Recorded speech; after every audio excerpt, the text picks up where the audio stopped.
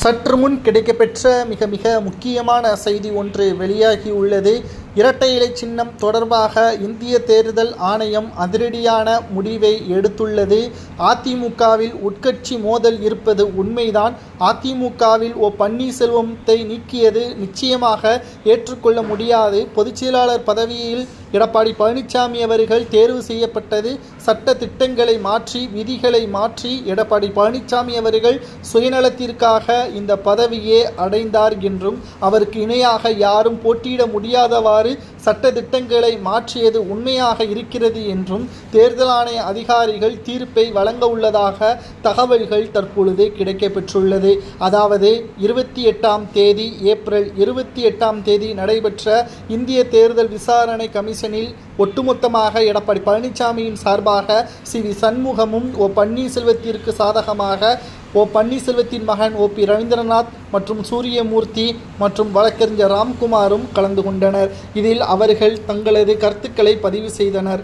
அதில் பன்னீர்செல்வத்தின் கருத்துக்களானது சட்டத்திட்டங்களை முழுமையாக எடப்பாடி பழனிசாமி தனக்கு சாதகமாக மாற்றிவிட்டார் என்றும் அவருக்கு இணையாக யாரும் போட்டியிட முடியாதவாறு சட்டத்திட்டங்களை மாற்றிவிட்டார் என்றும் தொண்டர்களது மனசாட்சிக்கு விரோதமாக செயல்பட்டார் என்றும் மாவட்ட செயலாளர்களது அனுமதி இல்லாமல் அவர்களது ஒட்டுமொத்தமான அர்ப்பணிப்புகளையும் நாசமாக்கிவிட்டார் என்றும் பதிவுகளை செய்திருந்தார். இதை விசாரணை செய்த இந்திய தேர்தல் தலைமை ஆணைய அதிகாரி அதிமுகவில் நடந்தது முறைகேடுதான் என்பதையும் நிச்சயமாக எடப்பாடி பழனிசாமியின் பொதுச் செயலாளர் பதவியை ஏற்றுக்கொள்ள முடியாது என்பதற்கேற்ப இன்று மாலை தீர்ப்பு வழங்க உள்ளதாகவும் இந்த தீர்ப்பானது உயர்நீதிமன்றத்திற்கும் உச்சநீதிமன்றத்திற்கும் சமர்ப்பிக்கப்படும்.